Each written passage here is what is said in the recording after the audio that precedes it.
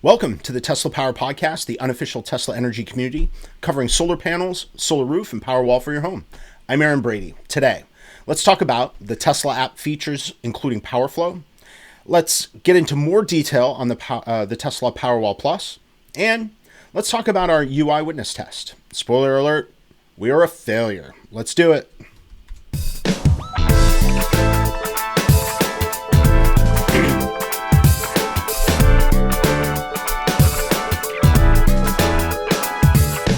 So as per usual, we'll start with comments and questions. If you have something you want to contribute, leave a comment below. Call 203-816-5150 or email teslapowerpodcast@gmail.com. First up, Bill Gilbrook commented on the last video with 3 things. So we'll take them one at a time. Here's the first bit. Quote, "Thanks for Tesla Daily Referral. Good presentation of news and ideas on Powerwalls and Solar Roof. One thing first, you mentioned PowerFlow, but not displayed at start of broadcast. Can you show on next?" End quote. Now, Bill, not only should I show PowerFlow, I should give a full tour of the app. I've only seen a couple of videos on it, but it's a complete obsession of mine now that I have data to analyze. And the first thing that you should know about the Tesla app is that it's product-centric. So our first Tesla product was the Model 3. So it shows on the furthest left screen. You can swipe between products left and right. For us, there are only 2 screens. We got the solar roof afterwards, so it shows up on the furthest right screen. It hangs out on the last product you viewed. So if the last thing you looked at was the home energy gateway for your solar roof or your solar and your battery, that product shows up next time you open the app.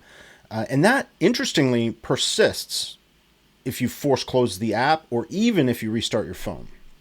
So let's launch that Tesla app. Let me get it up here and make sure that I've got the application in the foreground. All right. Let's get it up on screen.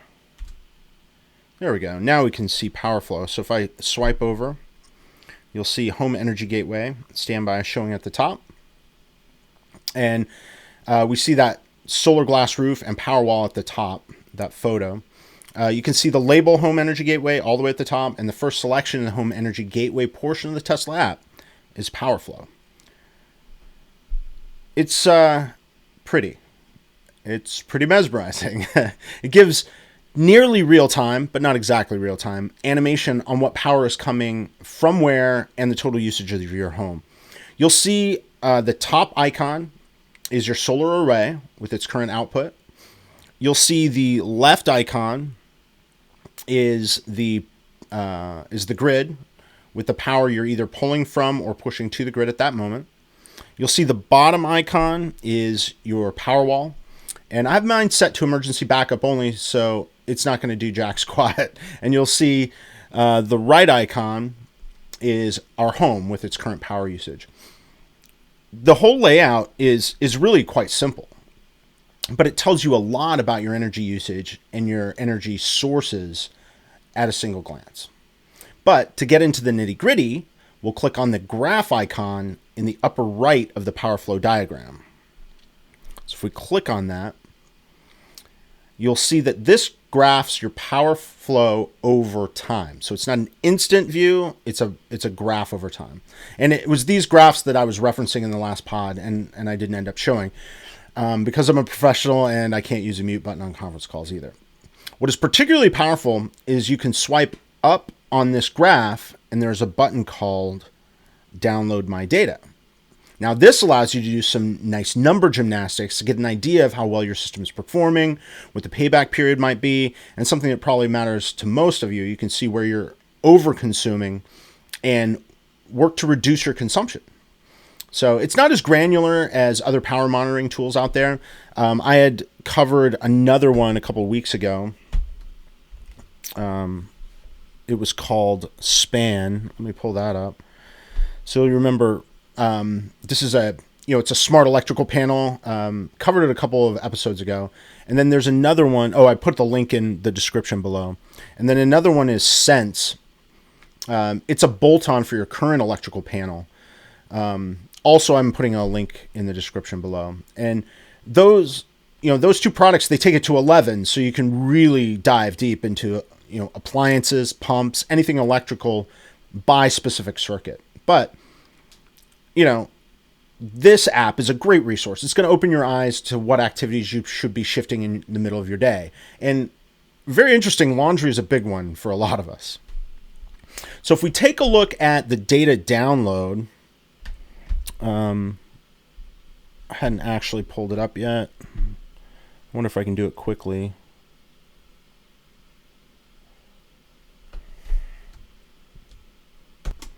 So let's go ahead and take that full screen.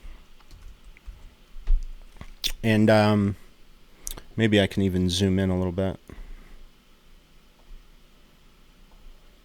You can see, though, that it's giving us, the data, and that all of this data is recorded in 5-minute increments.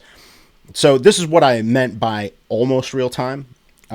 Also note that since I initiated the download while viewing this date, I only get data for that date. So all of this, if I expand the column here, is all for the 18th. But if we go back to the app and we do the drop down,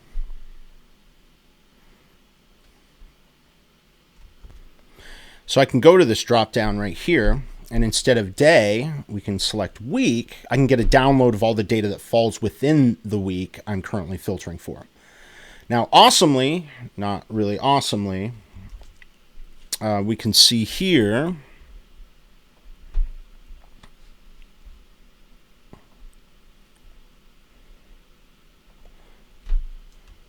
you can see that the data is collated into a 24-hour period, so you don't get the 5-minute interval data that you get if you download each day individually. For me, the app is getting it done, so I'm not messing with these downloads, but it's possible I'll regret it. So if I should be downloading the data, let me know. But if we take a look at my lifetime stats here, you can see that I haven't sent very much back to the grid. You'll see it's that very small gray rectangle right next to the number 2021. And as I noted in the last episode, this has been a mistake. I mean, check out episode 12 to get detail on how I was screwing myself. Don't be a dummy like me. Going back, though, to the main Solarglass roof page, back to the main gateway, I'll click on the X, and then I'll go to the right on PowerFlow. I get back to the home energy gateway. We see that the next option is impact. So I'll click on impact. Oh, it's not following any of this stuff. The horrible pain.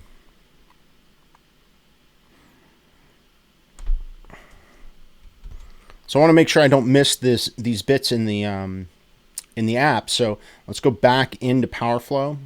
I can see that it's followed, which is great. And then we'll go into the graph view of the energy data. And then you can see I've got lifetime selected here. And you can see at the bottom right next to the 2021, it's just got a tiny little dark gray area that goes below the mark showing the amount of solar that I've sent back to the grid. You can see that it's not much. So don't be a dummy like me. Make sure that you're sending as much energy back to the grid if you've got net metering, so you can take full economic advantage of your solar system. So Xing out of this, going back out of PowerFlow, we can now click on impact. Now this is showing how much you are offsetting your grid use with solar, but it's a bit of a lie. Again, check out episode 12 to get the detail.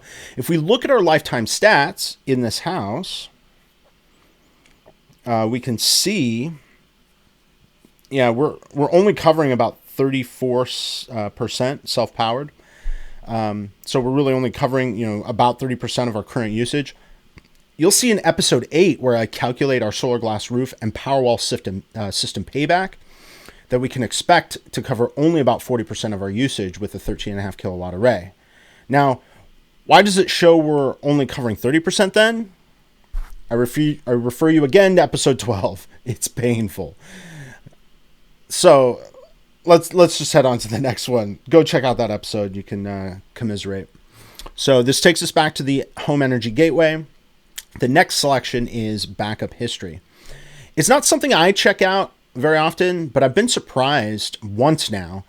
It's part of the beauty, really, that we had a grid outage and didn't have any idea at the time, right? The other three events were testing, net metering, installation, and our inspection. Let's go back to the main home energy gateway. The next selection is customize. Now, customize, this is where you define how you're going to use your Powerwall.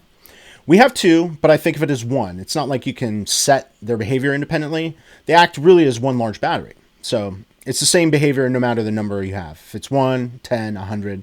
I have my system set to backup only, and this value is set to 100%. Now, it looks like you can adjust it, but you can't. It's just a dummy button or a frustrator or an idiot key, whatever you want to call it. Self-powered, though, the next selection down, self-powered, will use your energy stored in your battery when you are out of solar production to consume. You can see I don't have that selected. The next selection is advanced. It allows you to take advantage of off-peak rates by using Powerwall during times you would otherwise be charged peak power rates. So many customers have benefited from a Powerwall without solar for this very reason. Of course, you can't get a Powerwall on its own anymore. Huge bummer for those in areas with brutal peak electricity rates. But c'est la vie. And then the next option after that is Stormwatch.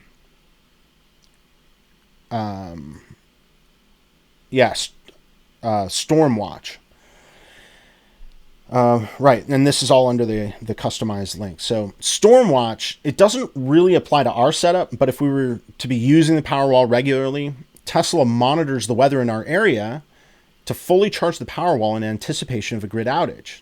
It's pretty sweet that Tesla offers something like this. Now, probably not unique to Tesla. If your non-Tesla battery system offers this feature, let me know in the comments. I'm curious. And then the last feature in this this bit, if we scroll up, is vehicle charging during power outage. Now, this isn't quite named correctly since your battery assures you don't actually have a power outage, right? What they really mean is grid outage. So if Tesla's listening, that wording might be changed in the app to drive the point home a little bit. Now, this allows you to limit the amount of your battery that the car can swallow up during a grid down event. You might guess that our priorities here at the house would be refrigerators, freezers, outlets, those things if the grid goes down, especially if it goes down for an extended period of time. So we can either use the gas car or we can head to a working supercharger if things get a bit hairy for a long time. But main priority is we don't want to lose food or devices for that period. Guaranteed, in fact, that the cousins will be over to charge devices if we have another extended grid down event this year. We were out for 5 days last year, and the car was fine for those 5 days. We didn't have to charge it.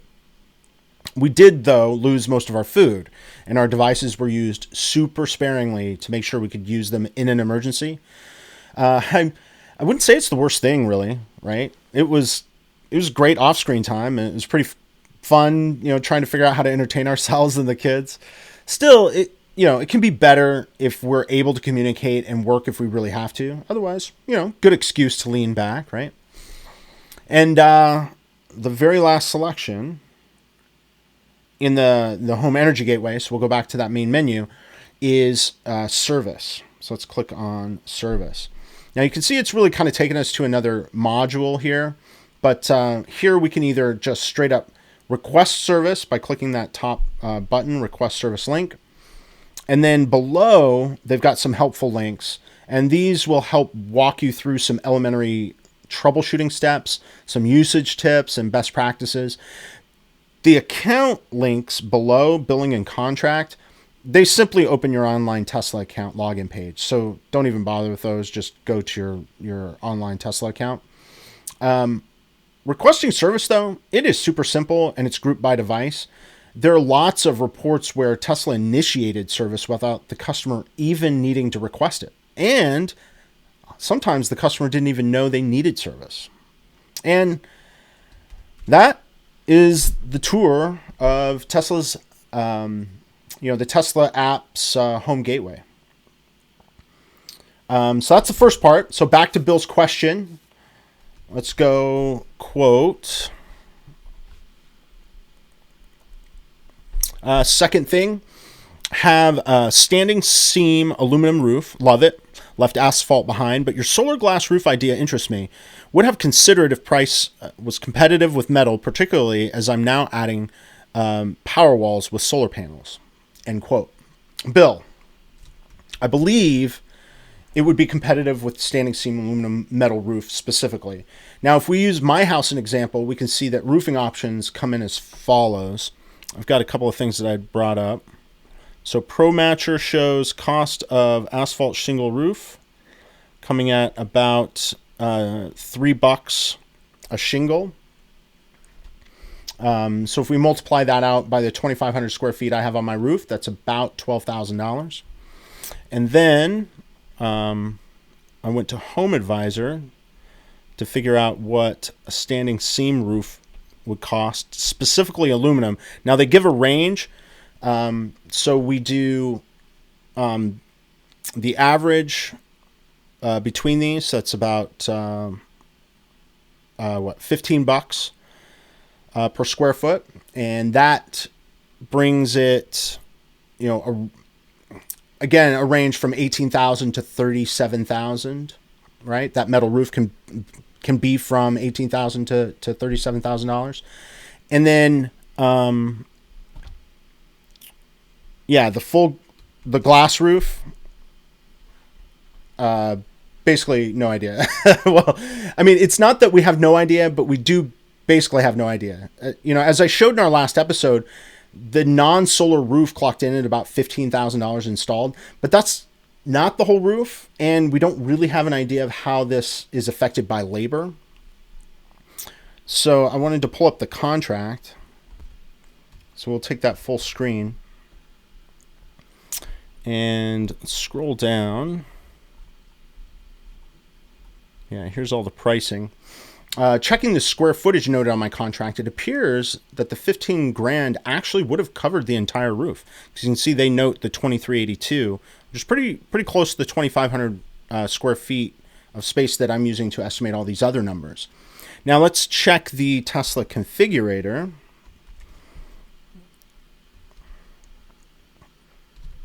And if we go full screen with that, we can see with a 13.5 kilowatt system with 2 Powerwalls, we come in at $66,000. So it's about $10,000 that we'd be adding to the price that we paid. So we might just add that to the glass roof to get a conservative estimate. So that puts our 2,400 square foot roof at $25,000 installed. Now that's comparable to the standing seam aluminum roof, right? Between 18 and 37 grand. So if you take the median, we're almost right at that 27. But there's a huge sad trombone coming. You can't put solar panels on the glass tiles. So solar panels require mounting systems that themselves require drilling through the roofing material to install. And drilling through the glass tiles might be possible, but it's not going to be easy. And waterproofing the holes that are left behind will be a serious challenge on the textured glass. So if you were to go solar, I would expect you to replace the glass tiles with solar glass tiles at some later date. And if you're getting a new roof now, anyway, well, why not just do the solar glass roof in the first place? So if I were to do the median 27,000 for a standing seam aluminum roof and add 16 kilowatts of solar panels with batteries, we can see here, if I go back to the Tesla configurator and just go over to solar panels, we can see that's going to be another $25,000. Add those together, you're at about $62,000 with the new solar glass roof pricing. It's quoting, 13.8 of solar with batteries would be only about 67, right? Yeah, 66.9. So I'm not saying the $5,000 difference between the two is nothing, but I think it would be worth the premium to get a roof that wouldn't dent and wouldn't require solar to be mounted on top of it, right? The integration allows the roofing structure to maintain its integrity and its aesthetic. But, back to, to the idea of glass rather than aluminum roof, I think you made the right move. Get that solar, get that battery, get them installed over the top and enjoy your beautiful new roof and the electricity that you'll soon be generating. And let's get back to that last question. So you said, quote, third thing, can you do broadcast on DC coupled Powerwall? Nothing to be found on YouTube or internet. I'm in the final phase of designing with Tesla for 12-panel array with 2 DC coupled Powerwalls, but nowhere can I find detailed explanation or install. And you tag on incorporating 4680s, end quote.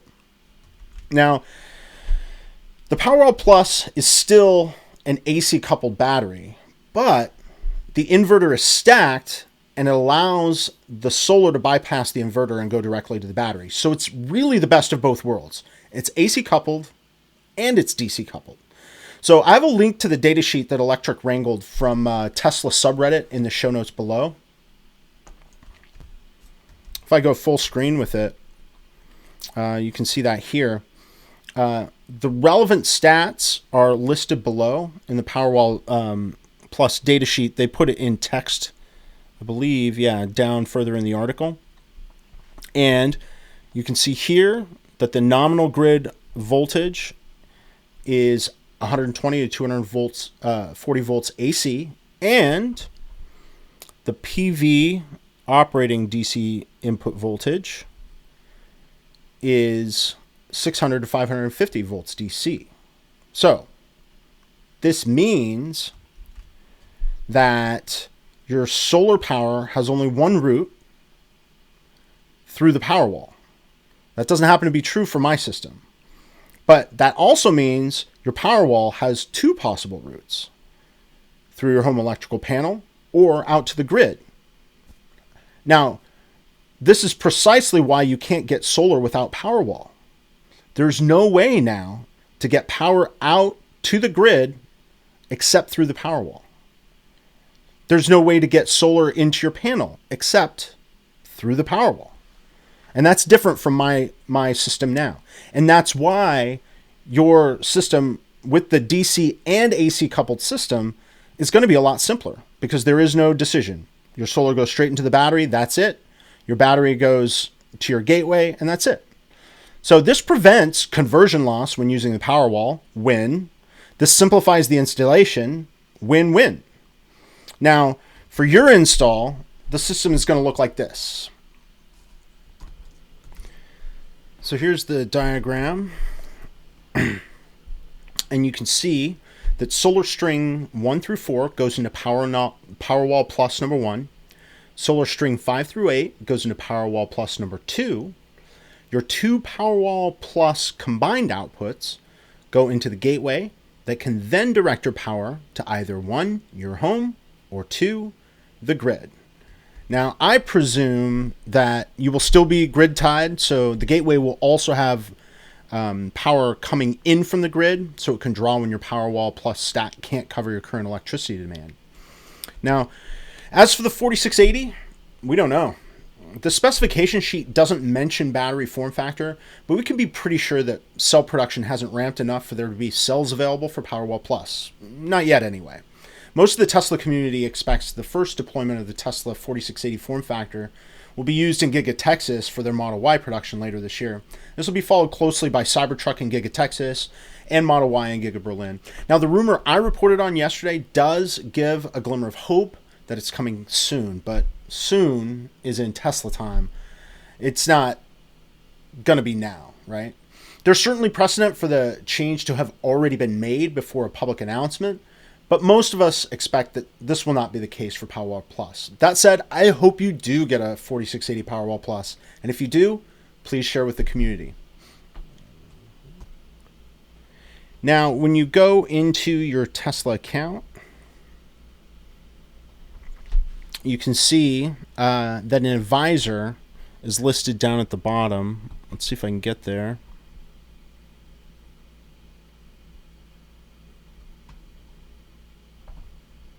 Oh, I'd seen it down here at the bottom. Oh.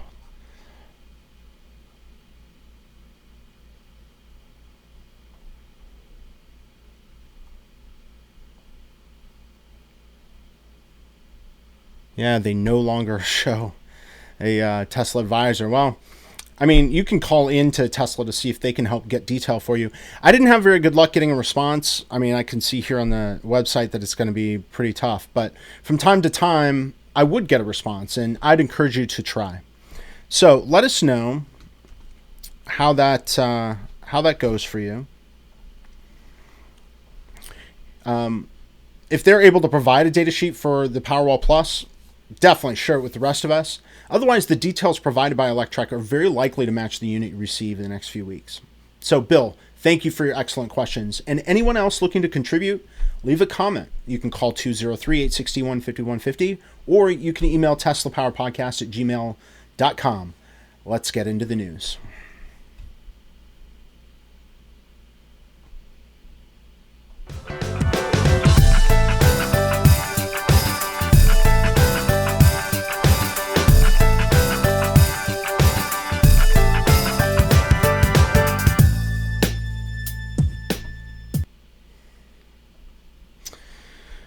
All right, so for the news,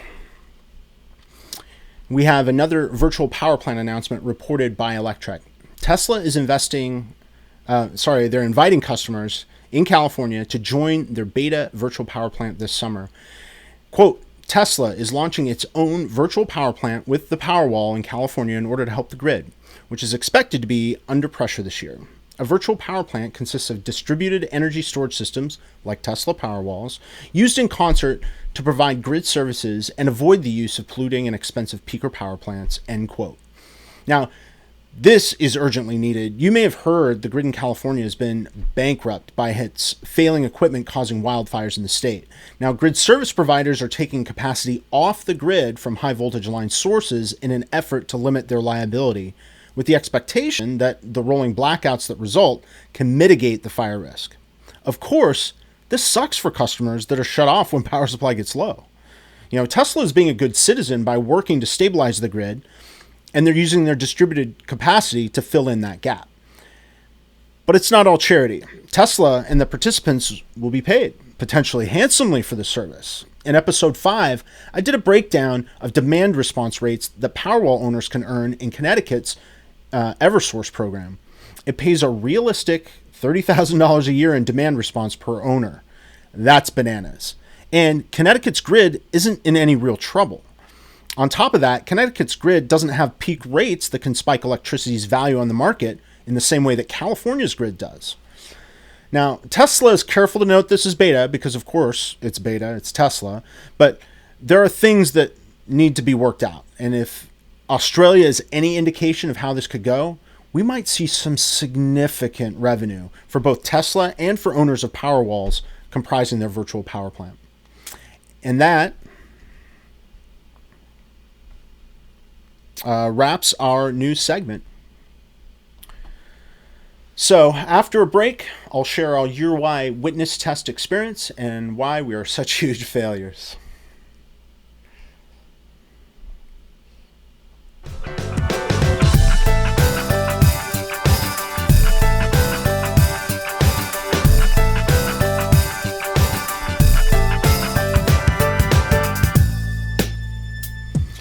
So I thought we were done and would never hear from anyone again, but I was wrong. I mentioned a couple of episodes ago that I got an email from Tesla asking if I was available for my utilities witness test on Friday. So of course I drop everything to be there. So this involves both United Illuminating and Tesla, but of course everyone was late. About 20 minutes after the test was supposed to start, the United Illuminating inspector, Elia, knocks on the door. So I at least know that they're waiting on Tesla. Shocker, right? They're waiting on Tesla. But the Tesla tech, Dave, he'd been to my house for the town inspection. So we chatted a bit, caught up. And, he thought he had been there 3 months ago to my house. But, thank God it's only been like a month and a half. But geez, it gives you an idea like of how time is going for these poor guys. They're just so far behind. It's really painful. So we all take a quick tour of the outside elements, but then quickly head inside to take a look at the heart of the system. And the purpose of the witness test is to make sure that the equipment that the utility expects to be in the house is in fact in the house and that it's all working properly. And the first thing Elliot does is start taking photos of the inverter and the Powerwall spec stickers. But he takes one look at the Powerwalls and goes, this is over. The drawings he has on file only note the one Powerwall. Now, after a really lengthy discussion, Elliot notes that we can't even do the test. So Tesla will need to reapply with the corrected drawing. The horrible pain. You might remember, though, that we had ordered only one Powerwall to begin with, but that our electrician Cliff convinced us to go with two. I mean, ultimately, this is the right decision, but man, has this put a spanner in the works. Tesla will need to reapply, and UI will do their best to expedite the process and rebook the test. But I wouldn't say it was an entire bust. So anytime you get, new energy nerds in the same room, nerds gonna get nerdy. And Elia had a couple of very interesting things to nerd out about. But the most interesting thing to me was the buy all tariff versus netting tariff, he calls it. So this is coming from the Pura website. Pura is the public utility something. I can't remember. I'll have to look it up. But as I'd mentioned, we have net metering in Connecticut, and I've decried my ability to be able to send energy back to the grid, sell it back to the grid to make some money. And when Elia mentioned this, buy all tariff, I was like really getting excited. At first I was a little confused why my excitement wasn't being matched by the other two guys, but I've since figured out that this development isn't that exciting if you read the fine print. So let's scroll down to the questions.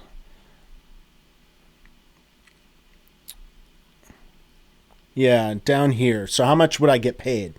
So, quote, while the final rates under this program are not yet available, today's decision provides ample information to understand the likely range of final rates. For example, let's make it full screen so it's a little easier to read.